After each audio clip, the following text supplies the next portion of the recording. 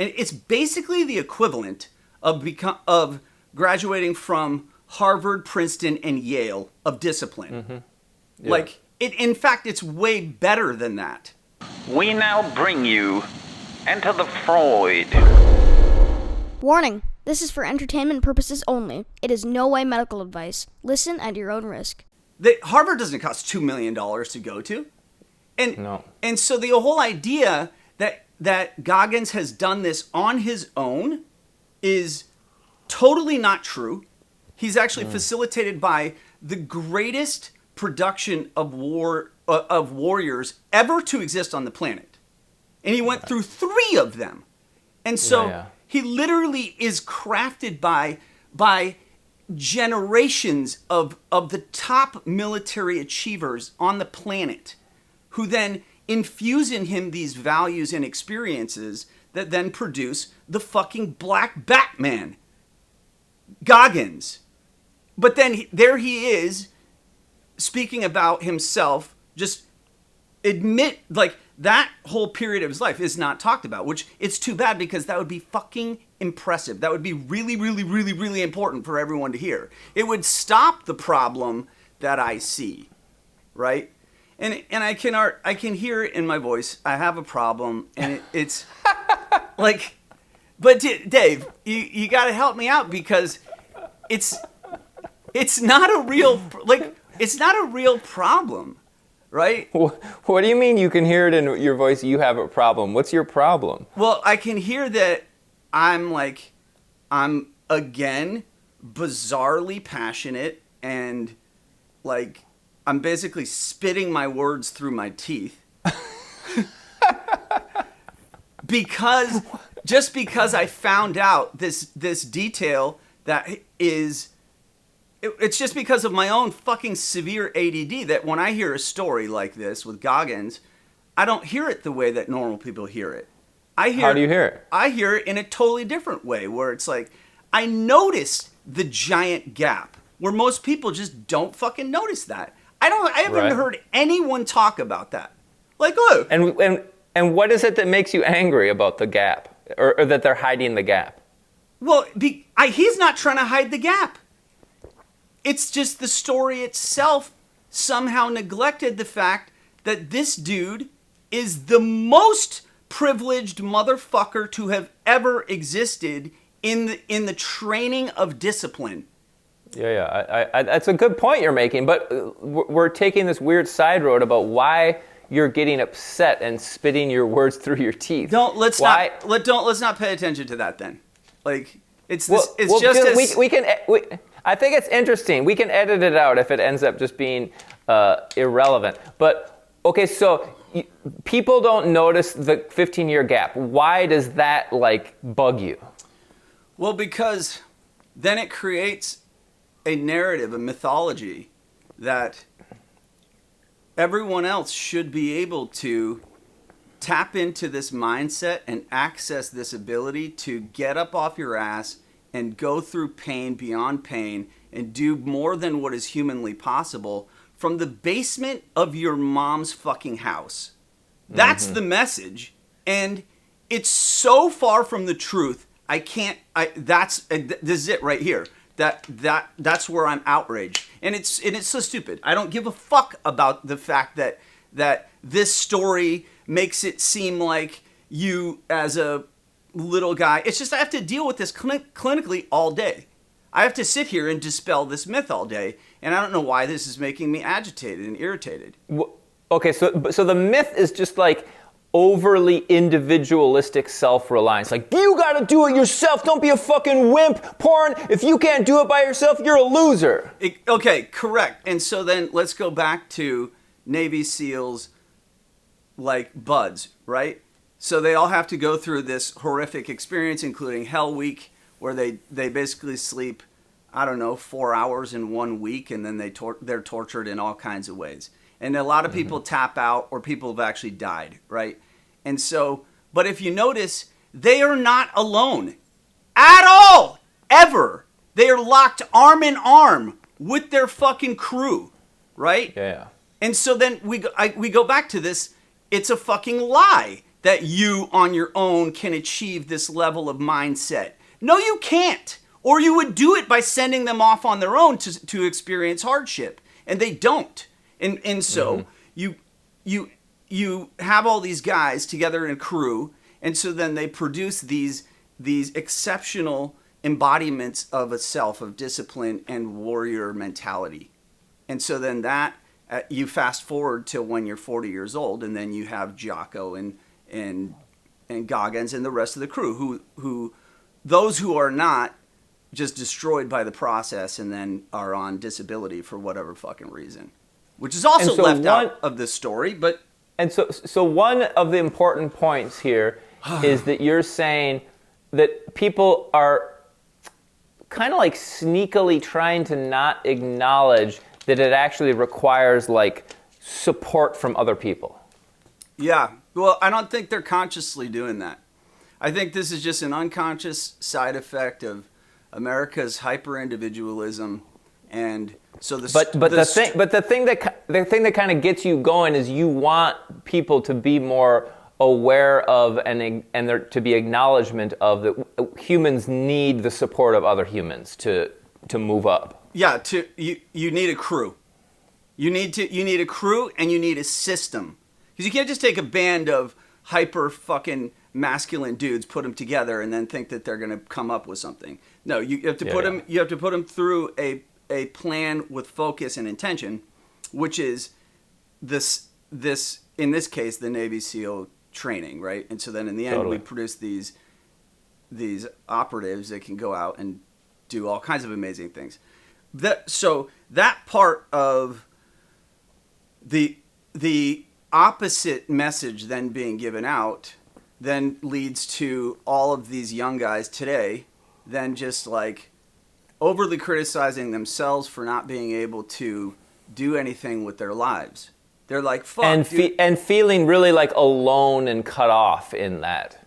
Right, because all these guys are saying, it's up to you. It's you in your own mind. Over and over. That's just the repeated message from all of these guys. Is it's you, it's your mind. You find the limits. It's your self-talk. It's you in there. And it's like, yeah. Okay, paradoxically, that is true. But then also, if left alone for real, in the way that everyone is isolated today, then what we see is a massive erosion, and you do see the exact opposite. You find that then you're not a warrior and you are a failure to launch person, an incel, or whatever it is like, and then just like a mass of suicides. Like, yep, totally. Like more people kill themselves than are murdered. All the time. Did you know that? Like, no one knows that. Who cares? Because it's just the way that it's being depicted. And so yeah, like thanks for helping me distill this down. My emotional reaction to this story, which is like why I feel like we should edit it down, is no, these guys have been facilitated by the top discipline school in the fucking world. And sometimes they've been educated by 3 of them multiple times. And then they were not alone during that process. Ever. In fact, the whole thing is emphasized on the team. The individual is not emphasized. And now they come out and then they just talk a whole bunch of shit about it's all about the individual. And so that's it. That's my critique. I don't want to talk about this. I think it's a good point. I think that there's the myth of the like heroic individual who's self-reliant. That myth that America is obsessed with, I think is bullshit. And I think part of the reason, to the extent that our country's like fucked up psychologically or politically or socially, I think part of it is that humans lack like communities, villages, tribes. And I think the individualistic heroic myths kind of perpetuate that problem. I've been thinking, okay, 2 different directions we can take this. Let's do this one first, because I think it'll be shorter. I think let's try to psychoanalyze you a little bit in terms of like where maybe part of your passion for this came from. And again, we can edit it out if you end up wanting to, but I think it could be interesting. Yeah. Okay, so let me just take a couple stabs. As you were talking, I just have these, and this is what I do when I'm working with people. I'll just have random associations that just pop up in my brain from fucking God only knows where. Yeah. And then I'll just share them with the people, and sometimes they'll be off, and sometimes they'll be on. And okay, so here was I think I had two when you were talking. One was I don't even remember. I have some memory association, but I don't even remember the specific memory. But you probably do. It was when we were talking about your childhood in India, and it was before we started bringing on some of your classmates. It was that first one when it was just you and me. And that one was rough, and it got kind of hard, and you were like, fuck this, and that's when you started bringing your buddies on. But I think you were just telling me about your like first year in India, and you didn't have an older brother like some of the people did, and like you just felt super alone. My vague memory was like maybe your first year you were super alone, and then I just have firsthand experience of you with your crew of people that seems like that probably was your lifeline there. Yeah. And so if I had to try to like hypothesize, there was probably an early time in India that really fucking sucked that was solo, and then eventually you developed a crew, and that was your fucking like key to survival. I don't know how accurate that is, but yes, that's where a lot of my charge is coming from.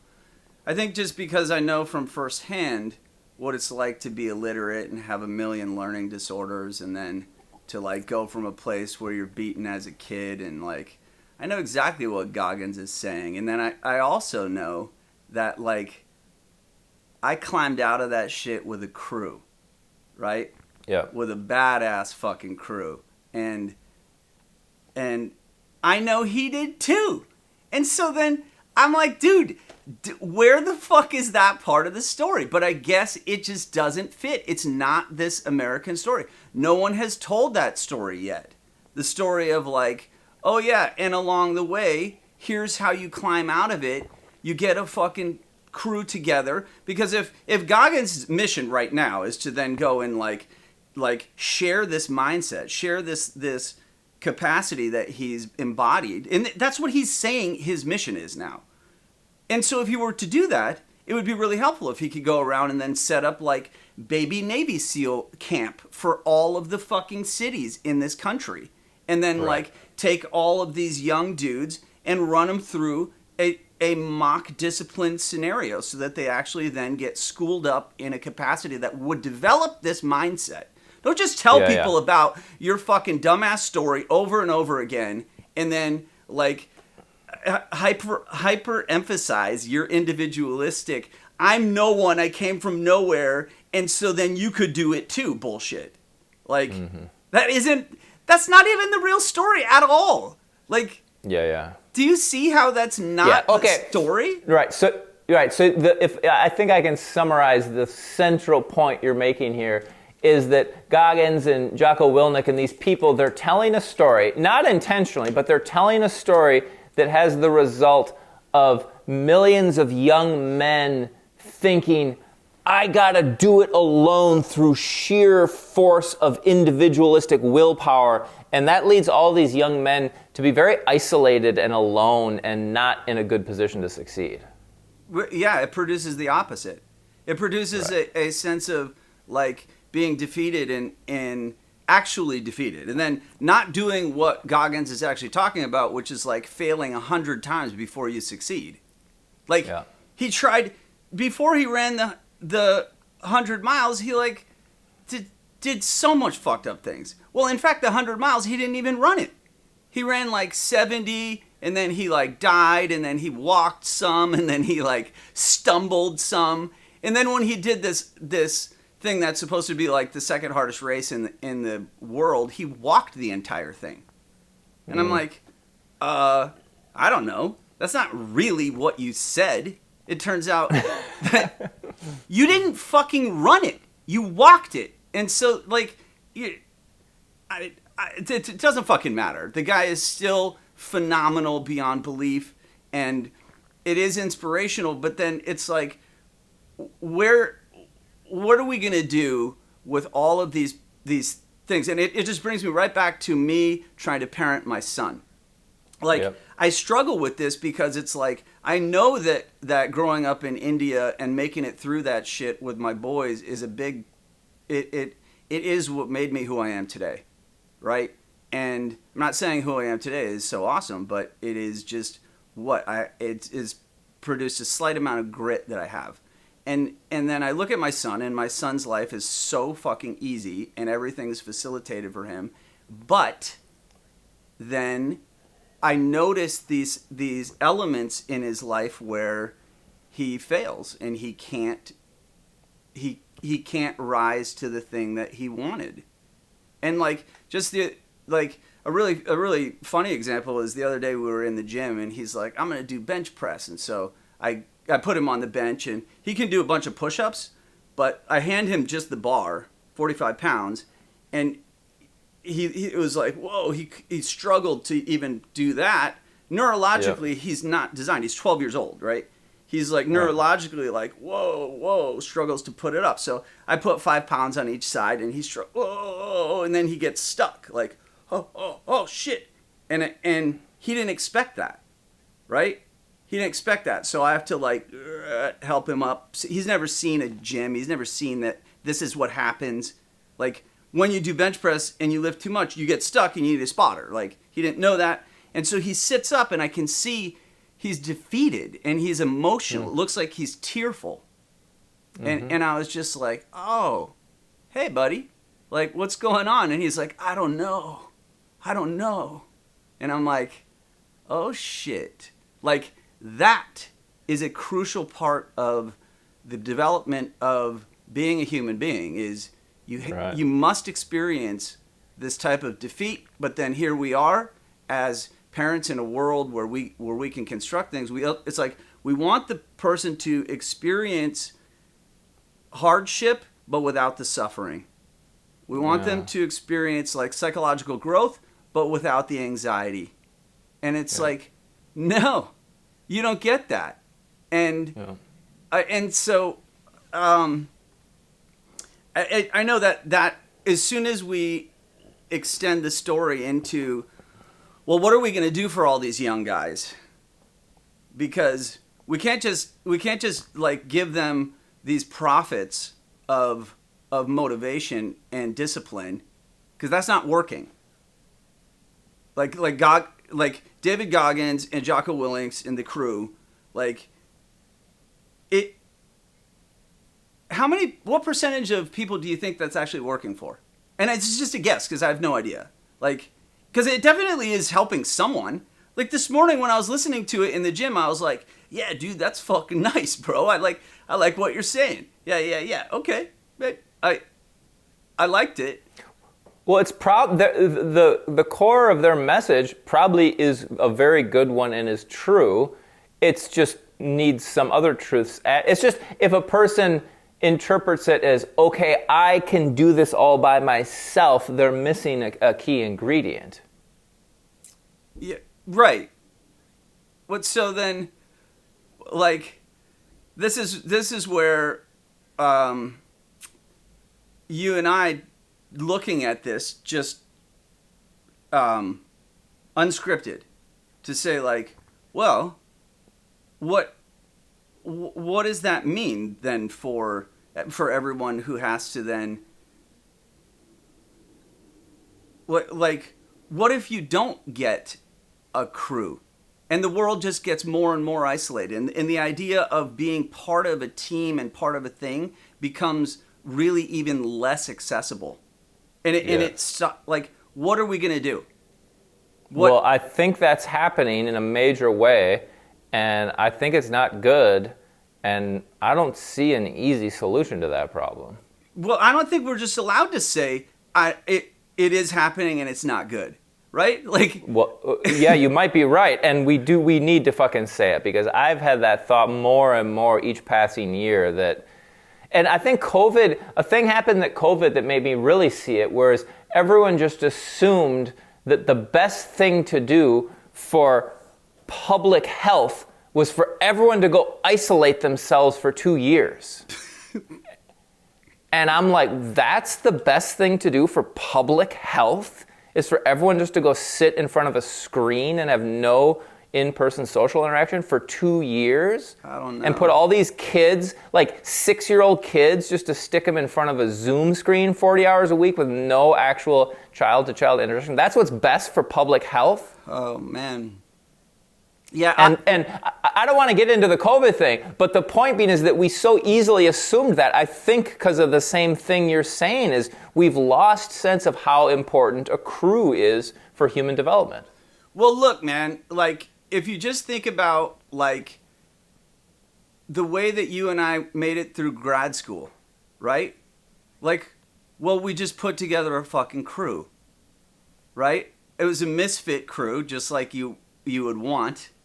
And it totally fucking worked, right? Totally. Like that's how we did it. We didn't do Yes. it alone. That's such bullshit to say Totally. like, oh yeah, well I know I didn't do it alone. Someone else might think they did it alone, but there's no fucking way I did, right? No. Like it No, and your story is much more dramatic than mine, but I survived my childhood and my parents' divorce and my dad sort of emotionally abandoning me because of his fucking new wife. I survived it by finding a crew of dudes my age. Yeah. And so, and then in high school I had a crew, and then in college I had a crew, and then in between college and grad school I was doing music and I had a crew. Yeah. And then in grad school I had a crew. And now, as you get older, all those years through grad school, it's relatively easy to find a crew, and then it starts getting hard after, late 20s, 30s, 40s. Finding a crew is hard. Yeah. And then you realize how much it sucks to not have a fucking crew, and it's not good for your mental health to not have a crew. No, you're right. And but it's also just like in the whole idea that in these ultras that you're doing it solo. You're not. You have a whole support team. A fucking van that drives after you and then like helps you with your bikes or whatever. Like if it's a triathlon, or if not, they bring you new shoes and then they bring you water and electrolytes. La la la la la. You're not fucking alone. You're not alone. Yeah. Stop fucking pretending it's alone. Everyone just keeps doing that. And like it's so fucking stupid. It's just so stupid that we all do that. That we then just place the like, if you fail, well, that's because you suck and you're flawed. Your individualistic flaws. But then if you succeed, then again we attribute it to individualistic superpowers, whatever. And then the person will say, "Oh, but I'm not special. I'm not in any way special." And then we fail to then appropriately attribute it to the environment. Yep. We just totally which we're actually psychologically tilted to put our successes on ourselves and then put our failures on the environment.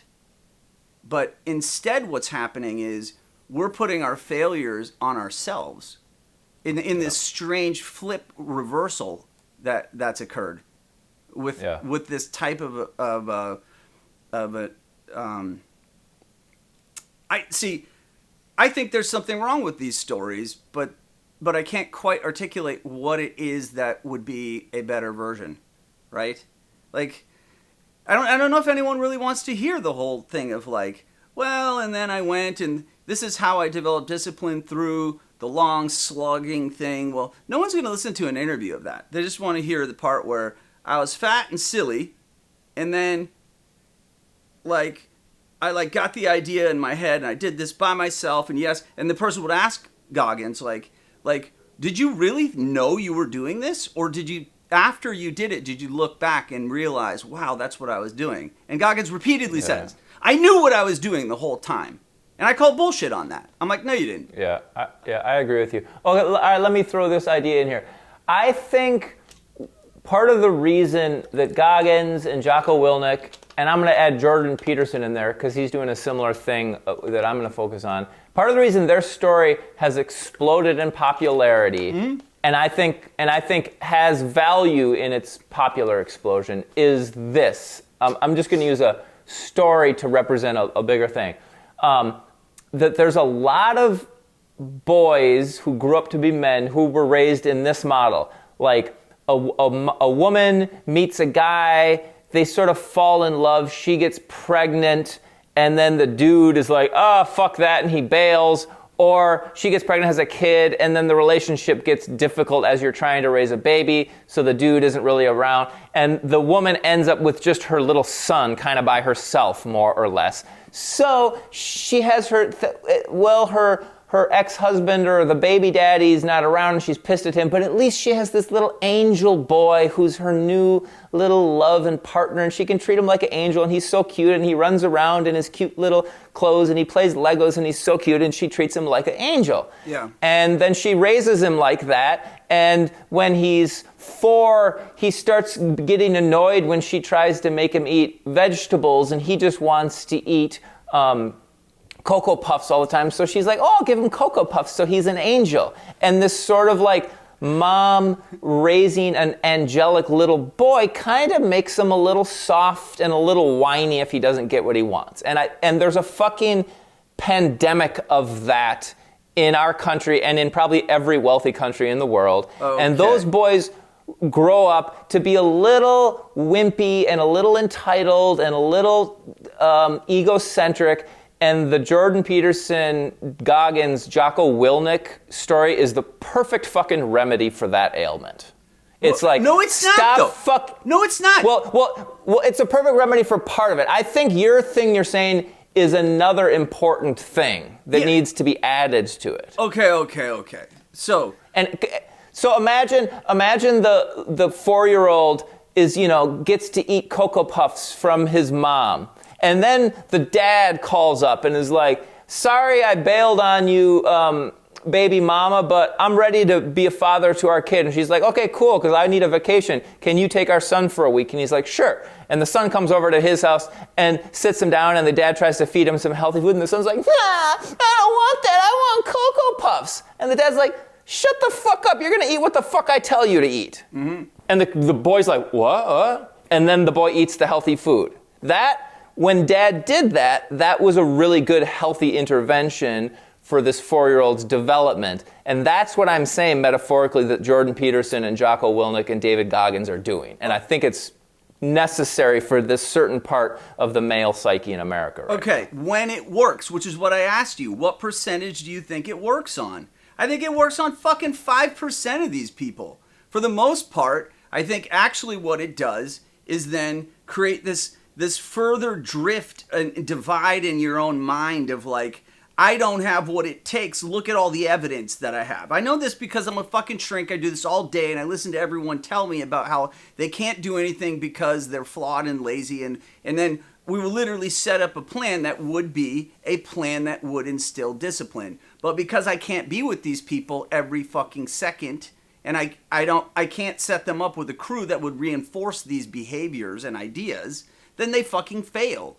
over and over. And so it's like, but it's like, I love that you bring in Jordan, because the same thing goes for these kind of billionaire investor types who have podcasts now that are like becoming ultra celebrities, and everyone's fucking super fascinated about them too, right? And it's like, there's a crew of them in the All In podcast. I love that podcast. I think it's great.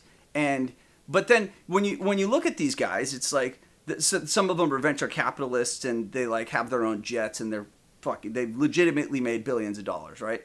And it's like, well, okay, how exactly did you guys do this? It's like, okay, well, some of them didn't even go to Harvard, but then they ended up working at Google. Or then it's like they ended up being on the original crew in PayPal.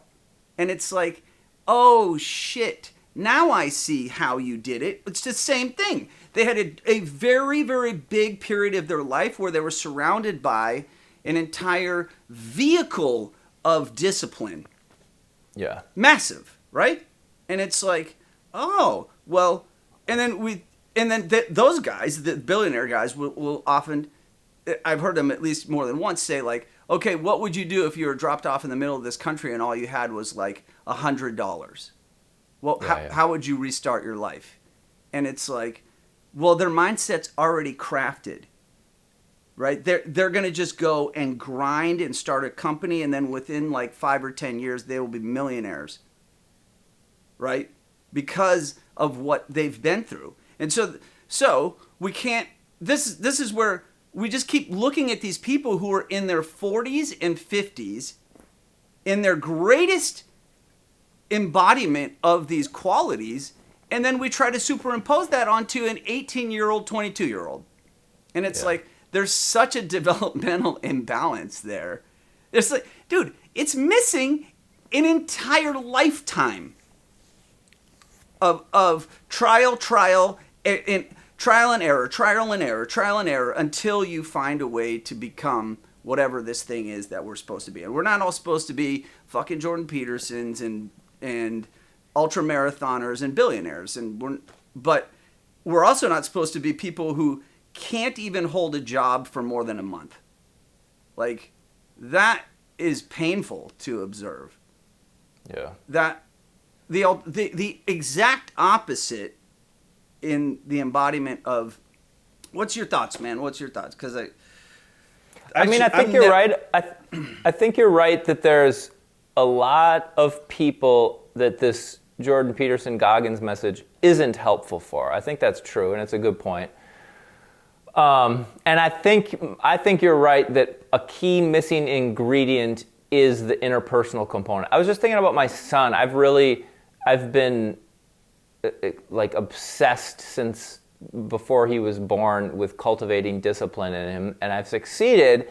And I think when I, as you were saying, I was thinking about this aspect of what I do with him that I wasn't super conscious, explicitly conscious about, but I always do it, which is I'm always like with him in the discipline. So if I just use violin as example, he's gotten really good at violin, but I don't ever do what my parents did to me, which is like, okay, you practice and then they leave. Yeah. I'm always like, you practice and then I sit there with him. And I've never really thought about it, but I actually think that's kind of important. Yeah. And same thing with everything else. Like he likes pitching, so I've tried to help him become a really good pitcher. And he is a really good pitcher, but I'm always with him. So I do think there's I think interpersonal support while the self-discipline is being built, I think is really important. Because I feel like if I just told him he had to practice violin for an hour every day, but then I wasn't there, I don't think it would be as successful as it has been. Yeah, maybe not, most likely not, which is what you see with most kids. I don't know, this thing of parents being there and having the luxury of being able to be there with their kid as you do that, and then you have a relationship with your kid that usually young dudes only have with their peers. They don't have that with their parents, right? Yeah. And sometimes you see that's all they have is that with their parents, and they've lost contact with all their peers. And right. But like man, this is going wrong. This is totally going the wrong way. I wanted to be able to talk about this, and then in the end be like, all right, cool. So here's what we're gonna do with young people. We're going to change the way that schools work. Let's just imagine that we have the power to do this, right? Like, what would we do if we were now in control of the entire country and we could change the education system and the government and everything? Like, what would we do? Well, create school systems with camps upon camps that then instill all of these various characteristics, which would be like everyone gets up at a certain amount of time. If you go to college, you must attend the classes or you go to jail, right? Like, you can't go to college and then just fuck around and stay in your room. And then you don't do the work. Like, if you go to college and you don't do the work, then you're fucking, you have to live on an island. Or and someone would say oh, well, you're just a fucking crazy person. And it's like, no, well, look, the result of sending all these kids to school with no accountability, with also no internal preparation of structure and system in place, it just sets them up to fail. And then they are a reject as a failure. And the amount of young men this is happening to is so overwhelmingly it's just so fucking disturbing to watch this, as we just send them in to be given these horrible messages, and then what do you think the outcome is going to be? And so that's where I'm like, I don't want to look at the fucking outcome of what we're currently doing, because it's not in my power, and I'm not sending my son into that shit, right? Yeah. My son is going to go to a great school because he's currently in a great school and he does all of his fucking homework. I sit there with him and do it, and we make jokes about it all the fucking time. It's awesome. He's great at it. I'm so fucking proud of him, because he's the opposite of my fucking illiterate ass when I was his age. It's like an amazing experience for me, right? And so by the time this kid goes to school, he will go to a fucking great school, whatever that means by the time he does. And like we'll see, what does he learn from that? Just how to become more of a I confronted that challenge and I finished it. That's all it is. And then he can go on to the next thing and confront the next challenge and finish it. And then if we go back to our own lives, you and I are confronted with the reality of we need new challenges and we need new things to make sure that otherwise we will become has-beens, old grumpy guys in fucking cardigans sitting here rambling about Jocko Willink. And like, well, shit, that's already happened. But... Okay, so discipline, accountability, work ethic cultivated within community where you're getting community support and supervision of elders. That's sort of the simple answer.